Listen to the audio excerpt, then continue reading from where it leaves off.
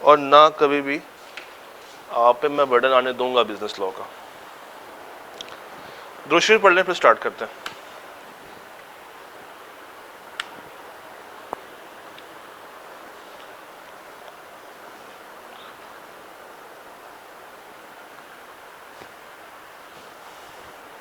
जी, chapter 2 क्या नाम है? Offer, acceptance and revocation. इसमें से हम लोगों ने कल किसके ऊपर बात स्टार्ट की थी? ऑफर के ऊपर।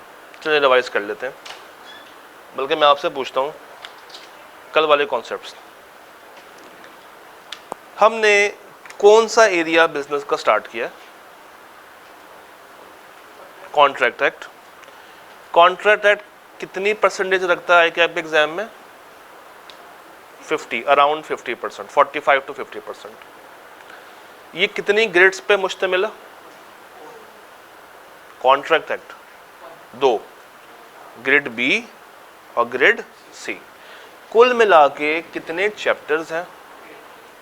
नहीं, just dealing with contract act 9, chapter 2 से लेके 10 तक, 2 से लेके 10 तक।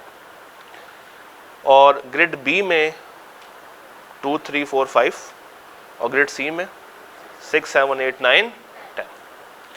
शुरू हमने क्या कल किया था? चैप्टर 2 से, ऑफर से। चलिए मुझे ये बताइए, ऑफर क्या थी? क्या थी ऑफर? क्या होती है ये offer? When one person, very good, signifies his assent to do or to abstain from doing anything with a view to obtain the assent of that other person, ये ऑफर है। It is said to make an offer। आपका नाम? हम पहले जानते हैं दूसरे को? नहीं। एक सदीक भाई और भी है, आपकी शक्ल भी बहुत ज़्यादा मिल रही है उनसे। अच्छा, ऑफर। तो ऑफर इज समथिंग जो एक बंदा दूसरे को करता है, किसी काम के करने को या किसी काम के करने से बाज रहने को। और ये ऑफर क्यों की जाती है? ताकि दूसरे बंदे की रजामंदी हासिल की जा सके। दूसरा बंदा अगर अपनी एक्सेप्टेंस दे दे तो ये क्या बन जाता है? Offer plus acceptance is equal to promise. अगर दोनों पार्टीज की कंसिडरेशन शामिल हो, एग्रीमेंट। और अगर मैं इसमें लीगल बाउंडिंग ऐड कर दूं, कॉन्ट्रैक्ट। तो ऑफर समझ आ गया। एक्सेप्टेंस फिलहाल क्या? रजामंदी। क्या बन गया? प्रॉमिस से, एग्रीमेंट से कॉन्ट्रैक्ट। याद है? क्लियर? अब हम लोगों ने कल जहां से कहानी शुरू की थी, that was proposal. When one person signifies to another his willingness to do, किसी काम को करना या अब्सटेन फ्रॉम डूइंग एनीथिंग, किसी काम को होने से रोकना, to obtain the assent of, अगली बात वही पुरानी। सर ये दो पार्टीज के कल नाम हम लोगों ने निकाले थे, वो नाम बता सकते हैं? एक ऑफरर और एक ऑफरी। एक ऑफरर और ऑफरी। ऑफरर कौन सा होता है? जो ऑफर करता है, जो ऑफर करवा रहा है। और ऑफरी कौन है? जो एक्सेप्ट करता है। अगर एक बंदे ने अपनी रजामंदी जाहिर नहीं की तो क्या वो ऑफरी बनेगा? नहीं बनेगा, वो ऑफरी नहीं बनेगा। क्योंकि ऑफरी किस वक्त बनेगा? जब उसने अपनी एक्सेप्टेंस दे दी। तभी तो ये लिखा हुआ है, the person accepting the proposal. Agreement क्या है? जिसमें क्या ऐड हुई हो। और कॉन्ट्रैक्ट क्या है? इसके बाद हम लोगों ने बात की थी एक्सप्रेस और इम्प्लाइड। तो अगर आप बोल रहे हैं, लिख रहे हैं, इट वुड बी। और अगर आप इशारे से तो इम्प्लाइड। याद है? क्लियर है? कुछ बातें समझ आ गई? अब आगे चलते हैं। एक ऑफर वैलिड ऑफर कब होगी, आज हमने ये सीखना है। एक ऑफर वैलिड ऑफर कब मानी जाएगी? कब हम कहेंगे कि जब एक बंदे ने दूसरे को ऑफर कराई है वो ऑफर ठीक है? जब इसमें ये सारे फीचर्स पूरे हो रहे होंगे। क्या पूरे हो रहे होंगे? ये सारे फीचर्स। फीचर्स का एक और नाम क्या है? एसेंशियल्स। एक और नाम क्या होता है? कैरेक्टरिस्टिक्स। तो फीचर कह लें, एसेंशियल्स कह लें, कैरेक्टरिस्टिक्स कह लें, ये तीनों एक ही चिड़िया के नाम है। एक ऑफर कब वैलिड मानी जाएगी? जब कम से कम कितने बंदे होने चाहिए? 2। मैं अगर अपने आप को ऑफर करूं कि मैं अपने आप को बोतल पिलाऊंगा और उसके बदले मैं अपने आप को ही 100 रुपया दूंगा, तो क्या ये ऑफर मानी जाएगी? क्या एक एक्सेप्टेंस मानी जाएगी? नहीं। तो एक ऑफर को वैलिड ऑफर बनाने के लिए offeror can not make offer to himself. तो कम से कम कितने लोग होने चाहिए? ऑफर सर्टन होनी चाहिए और डेफिनेट होनी चाहिए। ये बड़ा मजे का कॉन्सेप्ट है। मैंने आपसे कहा कि मैं आपको पीले रंग के फल प्रोवाइड करूंगा और आपने कहा सर आपको मैं 20,000 रुपया दूंगा। जो मैंने ऑफर दी है, आपको क्या इससे आइडिया हुआ कि कौन से फल दूंगा? मैंने क्या बोला? पीले रंग के फल। तो पीले रंग के फल तो कोई भी है, केला, आम, खरबूजा और गर्मा। तो पीले रंग के फल तो बहुत सारे हैं। जो मैंने आपको ऑफर दी है वो सर्टन नहीं है। वो सर्टन नहीं है। सर्टन कहते हैं जब उस चीज का पता ही ना लग रहा हो जिसकी ऑफर की गई है, यानी कि वो चीज डिटरमिन नहीं की जा रही। वो चीज डिटरमिन नहीं की जा रही, तो हम क्या कहेंगे? ये ऑफर वैलिड है? नहीं, ये ऑफर वैलिड नहीं है। क्यों? क्योंकि इसमें से आपने क्या छीन लिया है? इसका फीचर। फीचर कौन सा? सर्टेनिटी का। फीचर कौन सा छीना आप लोगों ने? सर्टेनिटी का। दूसरा, डेफिनेट। मैं तुम्हें आम दूंगा और तुम मुझे 20,000 रुपया दोगे। 2 बंदे हैं, 2 बंदे हैं। आम सर्टन है? आम सर्टन है। कितने? क्या कोई क्वांटिटी बताई? नहीं। तो डेफिनेट नहीं है, फिक्स नहीं हुआ। 20,000 के बदले 5 kilo, 10 kilo, 100 kilo, 150 kilo, 8 kilo, कितने आम और कौन से आम, ये भी नहीं बताया। अब आमों की भी तो टाइप्स है, सिंदड़ी है, लंगड़ा है और चौंसा है, सफ़ेद चौंसा है, फिर काला चौंसा है। तो जब भी आप दूसरे को ऑफर करते हैं तो आपको क्या करनी चाहिए? वो ऑफर सर्टन, सर्टन और डेफिनेट, सर्टन और डेफिनेट। आप शॉप पे आए, आपने कहा मुझे एसी खरीदना है, तो दुकानदार का अगला सवाल क्या होता है? कौन सा, कितने टन का, किस रंग का, कौन से फीचर्स वाला? तुम बस ये कहना कि मुझे एसी खरीदना, मेरे पास 50,000 रुपये है, जो मर्जी दे दो, ये ऑफर नहीं है, क्योंकि आपने उसको सर्टन बनाया और ना ही डेफिनेट बनाया। क्लियर? तीसरी चीज, अगर आप चाहें तो आप अपनी ऑफर को कंडीशनल बना सकते हैं। क्या बना सकते हैं? कंडीशनल। ये कंडीशन क्या होती है? शर्त। याद रखिएगा, ऑफरर, ऑफरर कौन था? जो ऑफर करता है। ऑफरर के पास ये एडवांटेज है कि वो अपनी ऑफर में अगर चाहे तो कोई भी कंडीशन रख सकता है। जैसे फॉर एग्जांपल, ये ऑफर 10 दिन तक वैलिड है, 11वें दिन खत्म हो जाएगी। तो अगले बंदे ने अगर अपनी एक्सेप्टेंस देनी है तो कब तक दे सकता है? 10 दिनों में या 10वें दिन तक। अगर वो 11th डे पे, 12th डे पे अपनी एक्सेप्टेंस देता है तो क्या ये ऑफर मानी जाए, ये एक्सेप्टेंस मानी जाएगी? नहीं। तो ऑफरर अगर चाहे, an offer may be subject to some conditions. और ये कंडीशंस कौन रखेगा, ऑफरर या ऑफरी? ऑफरर।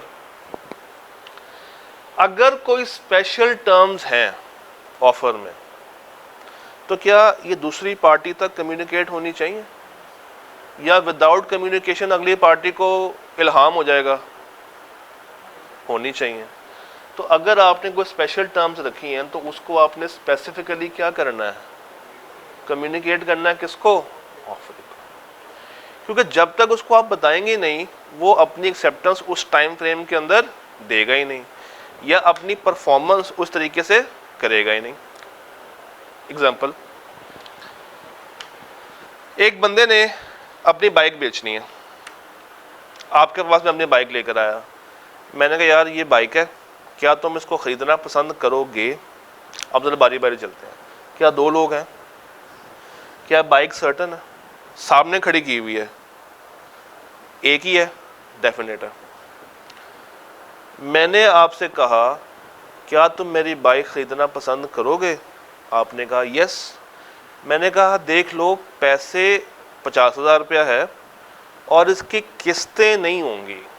क्या नहीं होंगी? किस्तें। यानी कि मैंने किस्तों को मना कर दिया, मैंने कंडीशन डाल दी कि मुझे सारे पैसे वन गो में चाहिए, कैश में चाहिए, मैं कोई इंस्टॉलमेंट्स इसकी नहीं करूँगा। तो अगर मैं ये बात आप तक ना पहुँचाऊँ इंस्टॉलमेंट्स वाली, और आपके जहन में हो कि चलो मैं पेमेंट 2 इंस्टॉलमेंट्स में कर दूंगा, आधे आज ले जाओ आधे कल ले जाना, तो क्या मैंने सही किया है? क्या ऑफरर ने ठीक किया है? नहीं। गलती यहाँ पे ऑफरर की है या ऑफरी की है? ऑफरर की है। तो ऑफरर ने अगर कोई कंडीशन ऐड करनी है तो वो लाजमी दूसरी पार्टी को बताएगा, कर सकता है, और अगर कर ली है तो दूसरी पार्टी को बताना भी क्या है? वाजिब है। अगर वो नहीं बताएगा तो वो गलती करेगा। यहाँ तक क्लियर? चलें एक और एग्जांपल। मैंने आपको ही अपना फ्लैट बेचा। नॉर्मली जब हम कोई चीज़ बेचते हैं तो अजम्पशन क्या होती है कि सारी पेमेंट वन टाइम होगी या किस्तें होंगी? वन टाइम होगी। मैंने आपको अपना फ्लैट बेच दिया, फ्लैट की मालियत है 35 लाख। आपने मुझे 17 लाख रुपए का चेक भेजा और साथ लिख के भेज दिया कि जो बाकी का 18 लाख है वो मैं 2 किस्तों में 9-9 लाख करके अदा करूंगा, अगले महीने और उसके अगले महीने। यहाँ पे क्या मैंने कोई कंडीशन ऐड की ऑफरर ने? नहीं। बाय डिफ़ॉल्ट रूल क्या था? सारी पेमेंट वन गो में। इन्होंने, ऑफरी ने क्या डाल दिया है? कंडीशन। क्या? एक पैसे कैश में, बाकी 2 किस्तों में। याद रखिएगा, ऑफरी कंडीशन नहीं डाल सकता। ऑफरी कंडीशन नहीं डाल सकता। कंडीशनल कौन कर सकता है? सिर्फ और सिर्फ ऑफरर। अब जो इन्होंने पॉइंट दिया ना मुझे कि कुछ पैसे अभी और कुछ पैसे 2 किस्तों में, इन्होंने बात तो कर दी, और ये बात किसको की है? ऑफरर को। अब मैं सोचूंगा कि क्या मुझे इनकी बात को मानना चाहिए या मानना नहीं चाहिए। तो हम पढ़ेंगे एक्सेप्टेंस में इसका एक रूल होता है। यहाँ तक क्लियर है? कंडीशनल तक दोबारा से रिवाइज कर लेते हैं। पहला पॉइंट क्या था? ऑफर अपने आप को नहीं की जा सकती, तो कम से कम कितने बंदे? It should be certain and it should be subject to some. और ये कंडीशंस अगर डाल दी हैं, स्पेशल टर्म्स अगर डाल दी ऑफर में, तो इसको क्या करना पड़ेगा? स्पेसिफिकली कम्युनिकेट करना पड़ेगा। किसको? ऑफरी को। याद है? Call okay? Offer must be communicated to offeree. भाई मैंने अगर आपको ऑफर करनी है तो या बोल के करूंगा, या लिख के करूंगा, या इशारे से करूंगा, तो या एक्सप्रेस होगी या इम्प्लॉयड होगी। अच्छा फर्स्ट करें,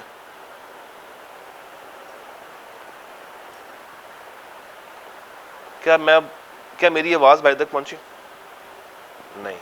मैंने ऑफर की है मगर मेरी आवाज इन तक नहीं पहुंची। ये एक्शन नहीं था, ये बेसिकली मैं बोल रहा था मगर इन तक मेरी आवाज़ नहीं पहुंच रही थी।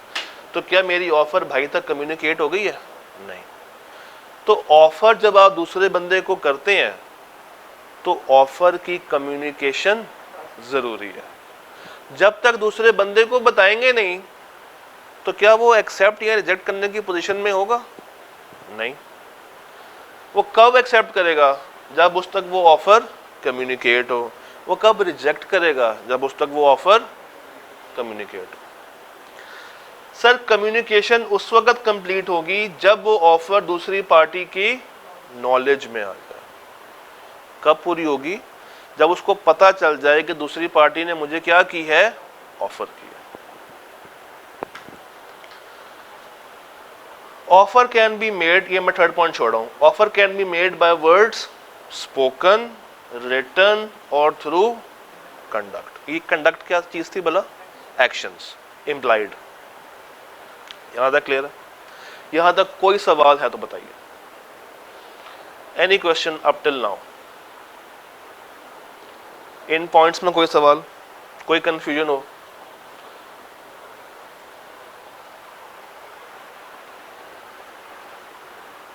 चले आगे। ओके यहां तक? ओके चलें। एक छोटा सा रूल,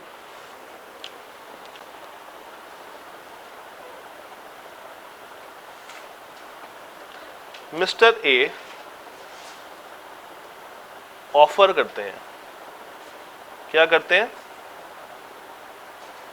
मिस्टर ए रहते हैं इंग्लैंड में और मिस्टर बी रहते हैं इंडिया में। अच्छा एक बात बताएं, ये कॉन्ट्रैक्ट एक्ट किस साल का है? किस साल बना था? 1872, 1870। और पाकिस्तान कब आज़ाद हुआ था? तो पाकिस्तान से कितने साल बड़ा ही है? 28 और 47 को ऐड कर लें, 47, 55, तकरीबन 75 साल बड़ा पाकिस्तान। पाकिस्तान बनने से पहले का ये कानून मौजूद है 75 years before the existence of Pakistan. इतना पुराना कानून है और अभी तक यही चलता आ रहा है, इसको चेंज नहीं किया क्योंकि अंग्रेज़ों के दौर की चीज़ें इतनी पायदार है, चाहे वो रेलवे ट्रैक्स हों, चाहे वो सड़कें हों, चाहे वो बिल्डिंग्स हों, चाहे वो कॉन्ट्रैक्ट एक्ट हो, वो अभी तक ख़राब नहीं हुई। थोड़ी बहुत माइनर वेरिएशंस की गई हैं मगर मेन आप कह दें कि 95% वही है पुराने वाला। मिस्टर ए कहाँ रहते हैं? मिस्टर बी कहाँ रहते हैं? मिस्टर ए ने अपना स्टील बेचना है। किसको बेचना है? मिस्टर बी को। ए ने ऑफर की कि मैं तुम्हें 500 टन स्टील बेचना चाहता हूं और पर टन उस स्टील की वैल्यू है 100 रुपया। हम कब की बात कर रहे हैं? 1872 की। तो क्या तुम्हें ये ऑफर कबूल है या नहीं? तो मिस्टर ए मिस्टर बी को व्हाट्सएप करेंगे, कॉल करेंगे, फैक्स करेंगे, ईमेल करेंगे, क्या करेंगे?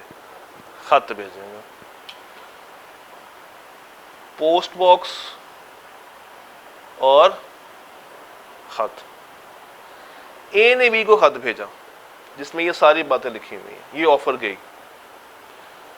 बी ने, अच्छा ए ने ये खत बनाया 10 अक्टूबर को और बना के पोस्ट कर दिया। बी तक ये खत पहुंचा 18 अक्टूबर को और बी ने जब ये खत देखा तो उसकी नॉलेज में क्या आई? ऑफर। अब बी के पास दो ऑप्शंस हैं, या वो क्या करेगा? रिजेक्ट, या अपनी एक्सेप्टेंस देगा या क्या देगा? रिजेक्शन देगा। मेरा क्वेश्चन आपसे ये है कि ये ऑफर कम्युनिकेट किस डेट को हो रही है? ऑप्शन 1 10 अक्टूबर, ऑप्शन 2 18 अक्टूबर। 18 अक्टूबर, क्योंकि उसकी नॉलेज में कब आ रही है? 18 तारीख को। कब आ रही है? 18 को। बट अगर यही ऑफर आजकल के दौर में व्हाट्सएप पे की जाती है तो डेट कौन सी होती? 10। कॉल पे की जाती तो 10, ईमेल भी की जाती 10 या शायद 11-12, जब वो उसको पढ़ता, जब उसकी नॉलेज में आ जाती। तो लेटर के केस में if offer is made by post, its communication कब पूरी होगी? When the letter reaches offer. कब पहुंच रहा है? तो ऑफर कब पूरी हो रही है? 18। तो अगर आपसे पूछूं कि भैया इसमें ऑफर कम्युनिकेट किस डेट पे हो रही है, तो क्या बताएंगे? 18 अक्टूबर को ऑफर क्या हो रही है? कम्युनिकेट हो रही है। ओके, याद है? ओके। अब अगला concept, invitation to an offer. Invitation to an offer. आप लोग कॉलेज आए और बैठ गए फ्रंट ऑफिस के पास। फ्रंट ऑफिस वालों से आपने पूछा कि हाँ जी हमने एडमिशन लेना है, बताएं आपकी फैकल्टी कौन कौन सी है, कौन कौन से टीचर्स हैं जो कि R1 पढ़ा रहे हैं, CMA पढ़ा रहे हैं, B.Law पढ़ा रहे हैं, टैक्स पढ़ा रहे हैं। तो कॉलेज आपको ब्रोशर देगा, उस ब्रोशर पर फैकल्टी आ रही होगी, टाइम टेबल आ रहा होगा, फ़ी आ रही होगी। ये जो आपने आके इंक्वायरी ली है, क्या ये ऑफर है? नहीं। आपने क्या ये कहा है कि मुझे फलां टीचर के फलां बैच में फलां वाले टाइम टेबल पे ऐड कर दो? नहीं। आपने क्या पूछा था कि इंक्वायरी ली है कि आपकी कितनी क्लासेस हैं, क्या स्टार्टिंग टाइम है, क्या एंडिंग टाइम है, क्या टाइम टेबल होगा, क्या स्केड्यूल होगा, कौन सा टीचर है, उसका एक्सपीरियंस क्या है, उसका रिजल्ट कैसा है, ब्ला ब्ला ब्ला, सारी बातें पूछ लें। बेसिकली अब हो क्या रहा है, आप इंक्वायरी ले रहे हैं, अगला बंदा आपको इंक्वायरी दे रहा है, 2 3 4 सवाल होंगे। जाने से पहले आप क्या करवा के जाएंगे? एडमिशन। तो जो आपने कहा कि भाई चलो मुझे फॉर्म दो, मैं ये फॉर्म फिल करता हूं या करती हूं, क्या ये ऑफर है या नहीं? ये ऑफर है या नहीं? ये ऑफर है या नहीं? पढ़ाने की ऑफर आपने की है या कॉलेज ने की है? कॉलेज ने की है। तो जो आपने फैकल्टी डिसाइड कर ली, आपने कहा कि मैंने इस टीचर से इस टाइम स्लैब पे पढ़ना है, कि आपके पास सीट्स अवेलेबल हैं, ये भी क्या है? Asking a question. ये भी क्या है कि सीट्स अवेलेबल हैं या नहीं है? कॉलेज वालों ने कहा यस सीट्स आर अवेलेबल। फिर आपने क्या कहा? आप मुझे इसमें एनरोल कर लें, ये ऑफर है। कॉलेज अगर आपको एनरोल कर लेता है तो कॉलेज ने आपके ऑफर के अगेंस्ट क्या दे दिया है? एक्सेप्टेंस। आपने कॉलेज को क्या दिया है? पैसा। और कॉलेज आपको क्या देगा in return? Faculty, services, teachers, कुर्सियां, माहौल, क्लासरूम, पढ़ाई। तो एकदम से ऑफर और एक्सेप्टेंस नहीं होती, इसके बैक एंड पे कुछ ना कुछ क्वेश्चंस चल रहे होते हैं, कुछ ना कुछ वर्किंग्स चल रही होती हैं। जब वो वर्किंग्स पूरी हो जाती हैं फिर हम लोग क्या निकालते हैं? ऑफर। और उस ऑफर के बदले हमें क्या मिलती है? एक्सेप्टेंस। ये जो क्वेश्चनिंग है, क्या है? क्वेश्चनिंग है। This is invitation of an offer. यानी कि आपके क्वेश्चंस ने दूसरे बंदे को इनवाइट किया है कि आओ और आके मुझे ऑफर दो, आओ और आके मुझे ऑफर दो। ये मेरे साथ रिपीट करें ज़रा। आओ, बोले बोले, आओ और आके मुझे ऑफर दो। दोबारा बोलें, आओ और आके मुझे ऑफर दो। कॉलेज ने अपना ब्रोशर निकाला, उस पर सब कुछ मेंशन था और लिखा हुआ था कि एनरोलमेंट्स के लिए इस नंबर पर रब्ता कर लें। वो कॉलेज का ब्रोशर क्या ऑफर है या इनविटेशन टू एन ऑफर है? इनविटेशन टू एन ऑफर है। एक बंदे ने अपना घर सेल करना है और उसने वो सारी इंफॉर्मेशन एक बैनर पे लिख के बाहर गली में लगाई हुई है और पैसे नहीं लिखे हुए, ये लिखा हुआ है कि अमाउंट के लिए इस नंबर पर रब्ता करें। वो इनविटेशन टू एन ऑफर है या ऑफर है? इनविटेशन टू एन ऑफर है। क्या उसने पैसे लिखे थे? अगर पैसे लिखे होते तो वो क्या बन जाता? चूंकि पैसे नहीं थे तो ना वो सर्टन है ना ये डेफिनेट है, तो ये कभी भी ऑफर नहीं बन सकती। तो ऑफर होने के लिए आपको सबसे पहले क्या इनिशिएट करना पड़ता है? Invitation to the offer. एक आसान सी मिसाल ले लेते हैं। आप गए फ्रूट मार्केट, सब्जी मंडी, फल मंडी, वहाँ पे एक भाई साहब रेडी के ऊपर आम रख के बैठे हुए हैं, या चले मौसम सर्दियों का होगा तो माल्टे लगा के बैठे हुए हैं, और कोई तख्ती नहीं है कि कितने का है, क्या रेट है, ब्ला ब्ला ब्ला, ऐसा कुछ नहीं लिखा हुआ। आप चल के उसके पास गए और आपका पहला सवाल क्या होगा? कितने के दिए? क्या सवाल होगा? किस क्वालिटी के हैं और कितने के दिए हैं? तो क्या उसने आपको ऑफर कराई है या आप खुद चल के उस तक पहुंचे हैं और उसको जाके पूछ रहे हैं कि कितने के हैं? पूछ रहे हैं। अगर यही बंदा उस कार्ट के ऊपर एक तख्ती लगा दे और उस पर लिखा हो कि 130 रुपीज़ पर केजी या पर डजन, तो क्या अब ये सर्टन डेफिनेट हो गई है? यस। अब वो रेडी वाला आपको इनवाइट नहीं कर रहा, अब वो रेडी वाला आपको क्या दे रहा है? ऑफर दे रहा है। अब वो रेडी वाला आपको ऑफर दे रहा है। अब आप जो चल के उस तक पहुंचे हैं, अब आप उसकी 130 वाली ऑफर को क्या दे देंगे? एक्सेप्टेंस। चले फर्ज करें उस कार्ट वाले ने लिखा हुआ है ₹130, साथ लिखा हुआ है छोटा सा करके बार्गेनिंग की जा सकती है, तो क्या अमाउंट फिक्स हो गई है? नहीं। क्या ये ऑफर है? नहीं। अब ये क्या फिर से बन गई है?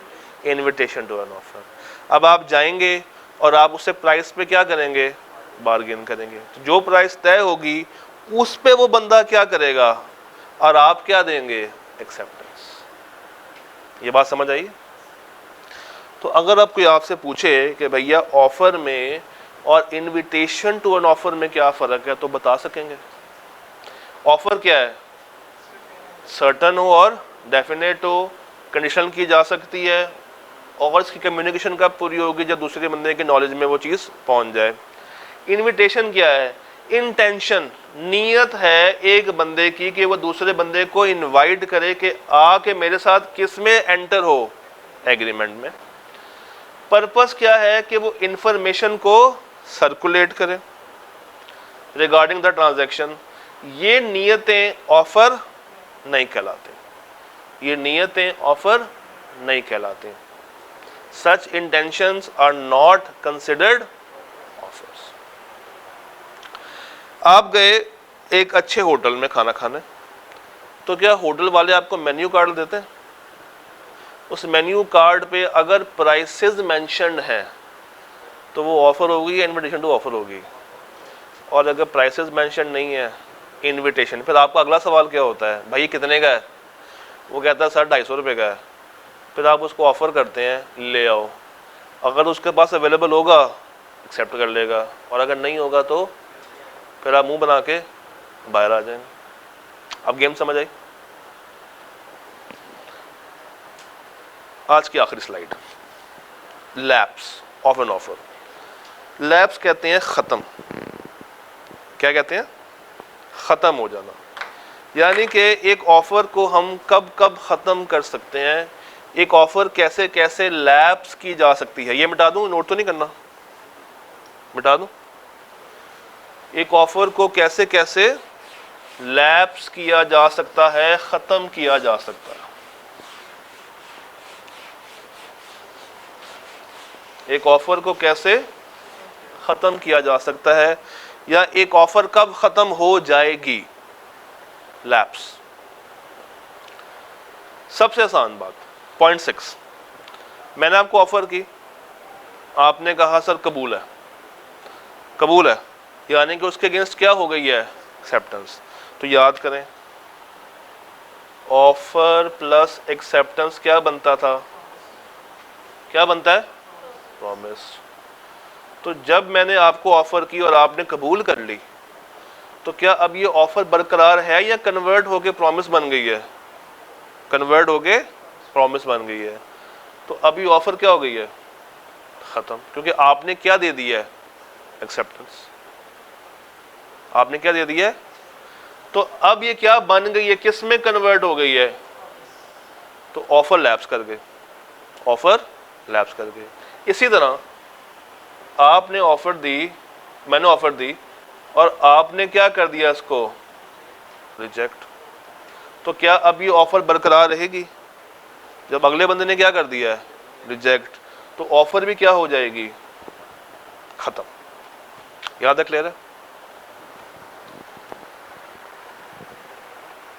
नॉन एक्सेप्टेंस या एक्सप्रेस रिजेक्शन कौन करेगा, ऑफरर ही ऑफरी, ऑफरी। तो जब ऑफरी ने रिजेक्शन दे दी है एक्सप्रेसली या इम्प्लाइडली, या उसने क्या कर लिया है, एक्सेप्टेंस दे दी है, तो ऑफर लैप्स हो जाएगी। एक्सेप्टेंस दे दिया तो किस में कन्वर्ट हो गई, और अगर रिजेक्शन दे दी तो बिल्कुल ही खत्म। अच्छा, दूसरी बात, फर्ज करें मैंने आपको एक कंडीशनल ऑफर दी थी। कंडीशनल ऑफर ये थी कि ये 10 दिन तक वैलिड है, 10 दिन तक क्या है, वैलिड है। जैसे ही 11वां दिन आएगा, क्या ये ऑफर बरकरार रहेगी, क्या कर जाएगी, लैप्स, खत्म हो जाएगी। मैंने कंडीशनल ऑफर दी थी कि तुमने मुझे जो रिप्लाई करना है एक्सेप्टेंस का या रिजेक्शन का, वो तुमने करना है खत पे। ये मैंने एक कंडीशन डाली हुई है अपनी ऑफर में। किसको भेजी होगी बताइए, ऑफर, ऑफरी को। क्या लिख के भेजी है, कंडीशन क्या है कि जो रिप्लाई करोगे किस पे करना, लेटर पे करना। वो भाई साहब रिप्लाई कर देते हैं मुझे कॉल पे, तो क्या उसने मेरी कंडीशन का मान रखा? तो जब मेरी कंडीशन का मान ही नहीं रखा, तो मेरे नज़दीक ये ऑफर क्या हो गई है, लैप्स कर गई है, खत्म हो गई है। अब non fulfilment of condition precedent to the, precedent means जो कि उस ऑफर में शामिल थी। वो कंडीशन जो कि उस ऑफर में शामिल थी, अगर उसको फुलफिल नहीं किया तो वो ऑफर क्या कर जाएगी, लैप्स कर जाएगी, खत्म हो जाएगी। क्लियर? लैप्स ऑफ, अगर आपने टाइम स्पेसिफाई किया था, दिन स्पेसिफाई किया था, अच्छा टाइम जब आता है ना तो आप उसको डेज में भी ले सकते हैं। टाइम कितना था, 10 दिन। कब तक कबूल करनी थी, 10 दिन तक। क्या कबूल की है 10 दिनों में, नहीं, तो मेरी ऑफर क्या हो गई है, लैप्स हो गई। तो क्या आपको पॉइंट 4, पॉइंट 2 और पॉइंट 6 क्लियर है? पॉइंट कौन सा बोला, 2, 4 और 6 क्लियर? अच्छा, पॉइंट 1 समझते हैं।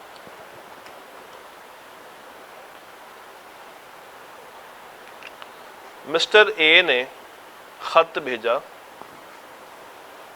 मिस्टर बी को, जरा ध्यान से सुनिएगा। ए ने ऑफर की थी, खत 10 अक्टूबर को रवाना कर दिया और इस तक पहुंचना था 18 अक्टूबर को। ठीक है, जब खत रवाना किया तो खत कौन लेकर आ रहा होगा, पोस्टमैन। और क्या ये मिस्टर ए पोस्टमैन को जानता था, नहीं। जब इसने ऑफर रवाना कर दी 12 अक्टूबर को उसको ख्याल आया कि उसने तो गलत कर दिया ऑफर, उसने तो ऑफर गलत कर दी है, सस्ती कर दी है ऑफर। तो इसने कहा भाई मुझे तो क्या हो जाएगा, नुकसान, तो मैं ये ऑफर खत्म करना चाहता हूं। आप सोच के बताइए किस डेट से पहले ये ऑफर खत्म कर सकता है?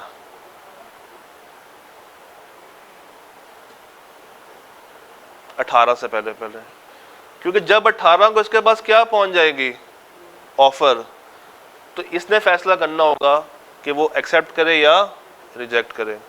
तो अगर इस भाई ने अपनी ऑफर को क्या करना है, लैप्स करना है, ख़त्म करना है, तो इसको एक स्पेशल घोड़ा किराए पे करवाना पड़ेगा, एक तेज कासिद को उस पर बिठाना पड़ेगा, और उस कासिद के हाथ क्या भेजना पड़ेगा, ऑफर की लैप्स का खत, कि जो तुम्हें मैंने ऑफर की हुई है वो ऑफर मैं क्या कर रहा हूँ, ख़त्म कर रहा हूँ। और वो कासिद कब तक जाएगा, यानी कि किस डेट से पहले पहले पहुंचेगा तो लैप्स होगी, 18 से पहले पहले। फर्ज करें ये 16 को पहुंच जाए और 16 को जाके उसको बता दे कि जो तुम्हें ऑफर आएगी 18 तक, वो ऑफर मिस्टर ए ने क्या कर दिया है, लैप्स कर दिया, ख़त्म कर दिया है, तो तुम चाह के भी इसको एक्सेप्ट नहीं कर सकते। और अगर ये बंदा पहुंचे 22 तक, 22 को, और उससे पहले पहले 18 को इसने अपनी एक्सेप्टेंस दे दी हो, तो क्या ये ऑफर लैप्स की जा सकती है? नहीं, क्योंकि वंस एक्सेप्टेड ये क्या बन गया है, प्रॉमिस। ये पॉइंट समझ आ गया?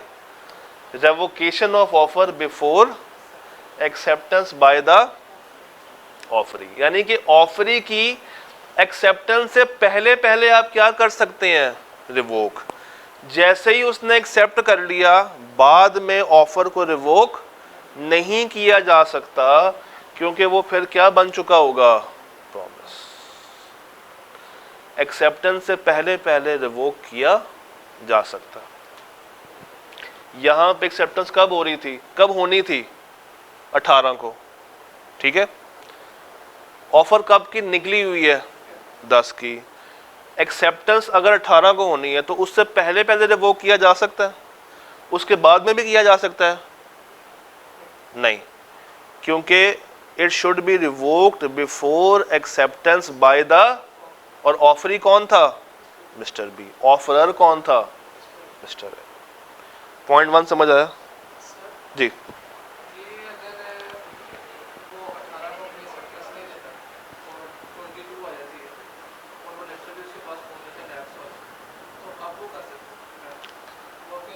उसकी नॉलेज में आ गया, उसने एक्सेप्टेंस नहीं दी। एक्सेप्टेंस से पहले पहले करवा लो। जैसे ही उसने एक्सेप्टेंस का खत रवाना कर दिया, वो खत्म हो गई, फिर नहीं किया जा सकता। देखें, आपकी बात बड़ी वैलिड है कि उस तक 18 को पहुंच गया, उसने कहा मैं इसका जवाब दूंगा 4 दिन के बाद, तो उसने खत को होल्ड कर लिया 22 अक्टूबर तक, और 22 तारीख को ही वो कासिद पहुंच गया, क्या लेके, रेवोकेशन का खत। रेवोकेशन कहते हैं ख़त्म कर देने को। तो चूंकि इसने भी एक्सेप्टेंस नहीं दी, ये रिवोक किया जा सकता है। तो आप एक्सेप्टेंस से पहले पहले इस ऑफर को रिवोक कर सकते हैं। क्लियर? Clear show?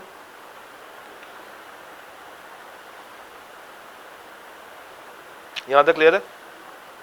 पक्की बात है? अच्छा, चलें, पॉइंट नंबर 5 और पॉइंट नंबर 3 को कल पे रखते हैं, आज के लिए इतना बहुत है। दिखाइएगा, आप आ जाएं पेज 10 पे। पेज 10 में से बस ये पॉइंट कौन सा भला, 5 और 3, इसको आपने नहीं करना, उसके अलावा आप पेज 10 पूरा कर सकते हैं।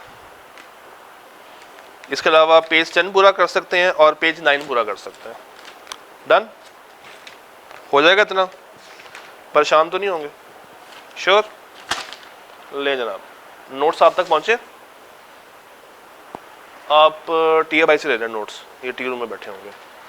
ठीक है जी, रब रखा, अल्लाह हाफिज़।